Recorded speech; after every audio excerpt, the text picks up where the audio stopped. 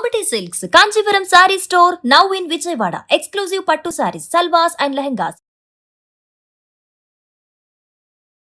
నమస్తే రమగారు. నమస్తే జయ. రమగారు, తెలివి గల్ల వాళ్ళు, తెలివి తక్కువ వాళ్ళు, ఇలాంటివి మనం చాలా కథలు చెప్పుకున్నాం. తెలివి గల్ల వాళ్ళ కథ చెప్పండి రమగారు.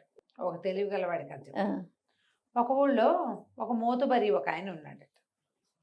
మోతుబరి అంటే భూస్వామి, ఎక్కువ పొలాలు ఉన్నాయి, పెద్ద ఇల్లు వాకిలి ఉన్నాయి, తోట దొడ్డి కూడా ఏవో ఉన్నాయి.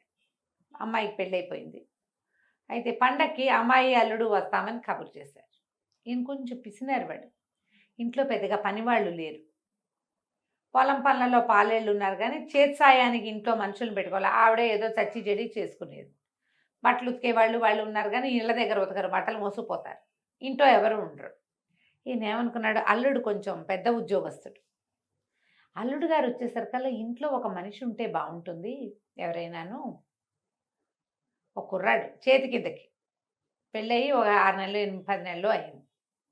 ఇప్పుడే వస్తున్నారు ఫస్ట్ టైం. కిందసారి వాళ్ళు వచ్చినప్పుడు పెళ్ళిళ్ళ హడావిడిలో ఎవరో పని వాళ్ళు ఉన్నారు. ఇప్పుడు ఎవరు లేరు, ఇల్లు నెరాబాగా ఉంది. సరే, భార్యాభర్త వాకిట్లో కూర్చున్నారు. ఏమే సాయంత్రానికి అల్లుడు దిగుతాడు, మనిషిని చూద్దామంటే కోటలు దాటుతునే వాళ్ళ కోరికలు. మరి ఎవరిని పెట్టుకోలేకపోయాము, మనిషి లేకపోతే ఎటాగే. చేత్సాయాన్ని కూడా వీళ్ళ ఇంట్లో మనిషి లేడని అనుకోవడం, నీళ్లు తోడుకోవటం, బట్టలు ఉతుక్కోవటం, బట్టలు దండమించి బట్టలు తెచ్చుకోవటం, అవన్నీ మన అమ్మాయ పెద్దింట్లో ఉండొచ్చింది, అదేం చేస్తుంది. చేయిస్తే మా పెళ్ళాన్ని వీళ్ళు పని చేస్తున్నారు అనుకుంటాడో ఏమిటోను. పనివాళ్ళు లేరు, ఎటాగే అని మాట్లాడుకుంటున్నారు. సరిగ్గా ఇది వీళ్ళు మాట్లాడుకునే టైం ఏమిటి, ఉదయం 12:30 1 గంట వేళ. అయితే ఒక బిచ్చగాడు ఎవరింటోనో మజ్జిగన్నం తినేసి వచ్చి వేడిగా కాళ్ళు కాలిపోతున్నాయని వీళ్ళ పంచన ఒక పక్కకి నిలబడ్డాడు, నీడగా ఉన్న చోట. మాటలన్నీ విన్నాడు. వీళ్ళకి అర్జెంటుగా ఒక పనివాడు కావాలి, అంతేగా. సరే, ఏం చేశాడు, 4 అయ్యేదాకా నీడలోనే కూర్చున్నాడు. 4:35 అయ్యేసరికల్లా దూరంగా గుర్ర బండి కనపడుతుంది. ఏ లోపల కామంత్ గారు భార్య హైరాన్ పడుతున్నారు, అల్లుడు వచ్చేస్తున్నాడు. వీడు గబుక్కుని ఏం చేశాడు, వాళ్ళంతా వీధి సావిట్లో ఉండగా చటుకుని దొడ్డి వైపుకి వెళ్తే ఓ పక్కన నుయ్యి, బట్టలు కొని ఉతకడానికి పెట్టిన బట్టలు, ఆరేసిన బట్టలు ఏవో కనపడ్డాయి. అక్కడ ఉతకడానికి మేటేస్తారు కదా, ఆ మేటేసిన బట్టల్లో ఇంచి చటుక్కున ఓ పాత లుంగి, ఓ పాత చొక్కా చేత్తో పుచ్చుకున్నాడు వాడు. అంతకుముందు వాడి దగ్గర చింకి బట్టలు ఉన్నాయి వాడి వంటి మీద. చకచక ఏం చేశాడు, నూతి దగ్గర గభాలను మొహం గడిగేసుకుని ఆ చింకి గుడ్డలు విప్పి ఓ పక్కన పెట్టుకుని బట్టల మేటలో ఇంచి విప్పిన బట్టలు ఉన్నాయిగా, అందులో ఇంచి ఓ చొక్కా ఓ పంచా దొరకపుచ్చుకుని నడుపు కట్టేసుకున్నాడు, చొక్కా వేసేసుకున్నాడు. వేసేసుకుని ఓ తువ్వాలు ఒకటి చిన్నది ఎర్ర తువ్వాళ్ళు ఉంటాయి, చేతులు తుడుచుకునే తువ్వాళ్ళు. ఇప్పుడు మనం అంటే 6, 4 లెక్క ఉంటాయి. ఊళ్ళల్లో అలా ఉండేవి కాదు, చిన్న చిన్న బట్టలు. అందరూ వచ్చిన వాళ్ళందరికీ చేతులకు తువ్వాళ్లే ఇచ్చేవాళ్ళు, గావంచాలు నడువు కట్టుకునేవి. ఓ ఇంతది చేపాటి అంత ఉన్న దాన్ని తీసుకుని తలకు చుట్టుకుని చటుక్కుని వెళ్ళి వాకిట్లో ఉంచినాడు. గోడ వారకి నిలబడ్డాడు. ఇంతలో బండి వచ్చింది, ఆగింది. బండి ఆగగానే గోడవారి నుంచి బండి దగ్గరికి వెళ్ళాడు. అల్లుడు గారు బండిలో నుంచి దిగుతూ, ఓహో మావగారిని పని బండి పెట్టాడే మావగారు అనుకున్నాడు. ఇదిగోనో అని పెట్టే అందించాడు, పెట్టబుచ్చుకున్నాడు. ఇక అల్లుడు బండి దిగబోతూ ఉంటేనే ముందు పెట్టంది ఇచ్చాడుగా. అల్లుడు దిగుతుండగానే మోతుబరి గారు భార్య ఇద్దరు బండి దగ్గరకు వచ్చారు. ఓహో, అల్లుడు మనిషిని తెచ్చుకున్నాడు, చక్కగా ఆవిడ పెట్టబోసేస్తున్నాడని సంతోషించారు. అల్లుడు కూతురు ఇద్దరి దగ్గర, మనవాడేమో ముష్టివాడు ఆ పెట్టెలు పుచ్చుకుని లోపల తీసుకుపోయాడు. అక్కడి నుంచి అటు ఇటు తిరగటం మొదలుపెట్టాడు ఇంట్లో. వీళ్ళు విప్పేసిన బట్టల్లో నుంచి బట్టలు ఎవరైనా వేసుకొస్తారని ఏం ఊహించారు.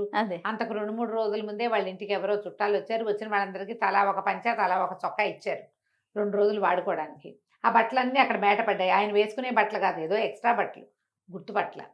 అక్కడి నుంచి దొడ్లోకి వెళ్ళిపోయాడు, నీళ్లు తోడేశాడు, నీళ్ళ కాగు అంటించాడు. కనపడుతున్నాయి వస్తువులన్నీ. ఇప్పుడు మన ఇళ్లలో వెతుకులాట.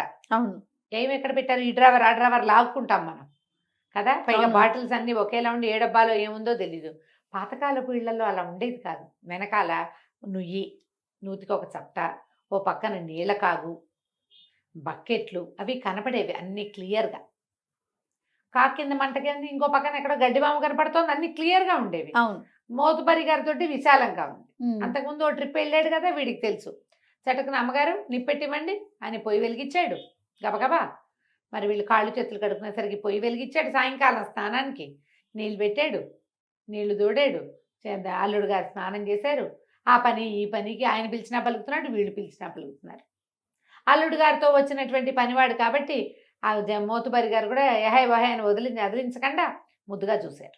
ఓకే. కొంచెం మర్యాదగా చూశారనమాట. మళ్ళీ అల్లుడు గారి పనివాడు కదా, అక్కడి నుంచి అల్లుడు గారు కూడా తన కోసమే మామగారు మా ఇంట్లో పనివాళ్ళు లేరని భార్య ఆల్రెడీ చెప్పింది. తను వస్తున్నారనే పనివాడిని పెట్టాడు కాబట్టి వాడిని కొంచెం గౌరవంగా చూశాడు. నువ్వు కూడా అన్నం తినబోయి నాన్న ఇందులో అన్నం పెట్టేటో నీకు అలాంటివి కనుక్కున్నాడు.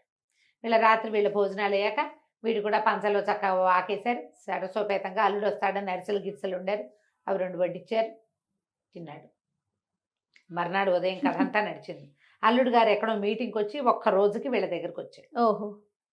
అల్లుడు గారికి ఒళ్ళు పెట్టడానికి నూనె రాయడానికి చాకలిని పిలిపించారు.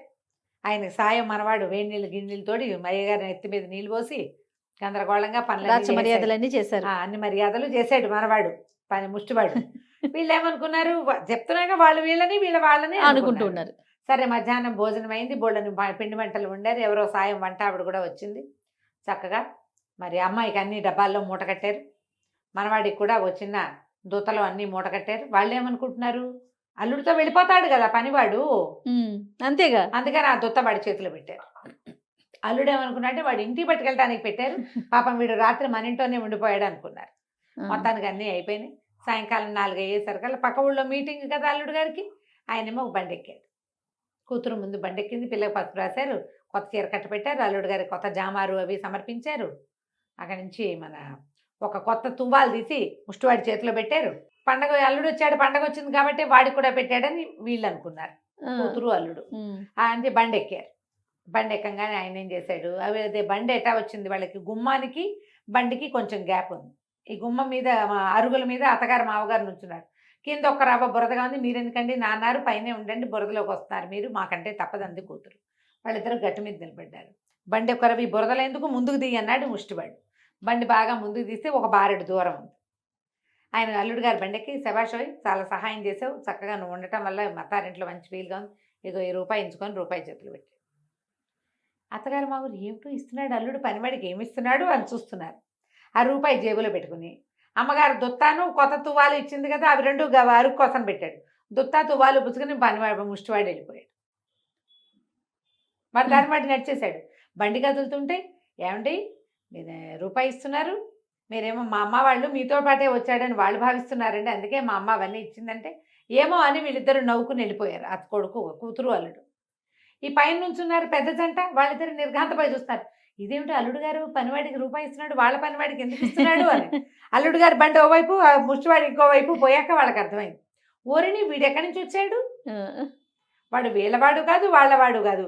ఆ పూటంతా వాళ్ళ ఇంట్లో ఉండి ముందు రోజు సాయంత్రము మర్నాడు పొద్దున షడ్రసోపేతంగా భోజనం చేసి ఓ తువ్వాలు ఒక స్వీట్ల దుత్తా కూడా పట్టుకుని ₹1 సంపాదించుకుని ముష్టివాడు తెలివిగా తన దారిని తను వెళ్ళిపోయాడు. స్వయం సేవకుడు అంతే కదా, తన పని తను చేసుకొచ్చేసాడు అనమాట. వెళ్ళిపోయాక వాళ్ళకి అర్థమైంది, ఆయన కేకేయటానికి కూడా వీళ్ళది, కిందంతా కొంచెం బురద ఉంది, ఆయనేమో గట్టు మీద ఉన్నాడు, ఆ గట్టు దిగి మెట్లు దిగి వచ్చే లోపల వీడు వెళ్ళిపోయాడు, సందు దాటేసాడు. తెలివి గల వాళ్ళ పని, ఎక్కడ ఇబ్బంది పడకుండా తను ఏం చేయాలనుకున్నాడో చేసేసుకోవటం. ఈ తెలివి గల వాళ్ళ మీద ఎప్పుడో చదివింది ఒక విషయం చెప్తా, చిన్న మ్యాటర్. రైతు బజార్లో అప్పట్లో బజార్ 5 పైసలకి కొత్తిమీర కట్టే మంది ఒక ఆవిడ. అబ్బాయి కాదండి 10 పైసలు కొత్తిమీర కట్ట అన్నాడు. అయిందా, ఈవిడ కొంచెం ఏం చేయాలో తెలియదు. పక్కన ఒక ఆయన 10 పైసలు ఇస్తున్నాడు బడికి. ఆవిడ ఏం చేస్తుంది, చొరవగా 10 పైసలు తీసుకుని ఆ 15 పైసలకు 2 కట్టలు ఇవ్వబోయి అని ఆ 15 వాడి చేతిలో పెట్టి 2 కట్టలు తీసుకుని ఈయనకో కట్ట తనకో కట్ట తీసుకుంది. చూడండి ఎంత తెలివో కదా, 2 కట్టలు తీసుకున్నాం 15 పైసలకి ఇవ్వు. అదే తెలివి కదా, అదే ఇవి తెలివి గల వాళ్ళ లక్షణాలు. ఎక్కడికైనా వెళ్తే మన పని మనం ముగించుకోవాలి, తెలివిగా ముగించుకున్న వాళ్ళ దగ్గర అక్కడ కూడా వాళ్ళ కోసం వీళ్ళ కోసం వెయిట్ చేయకూడదు. మనది మనం తినేసి వచ్చేసేయాలి ఫస్ట్.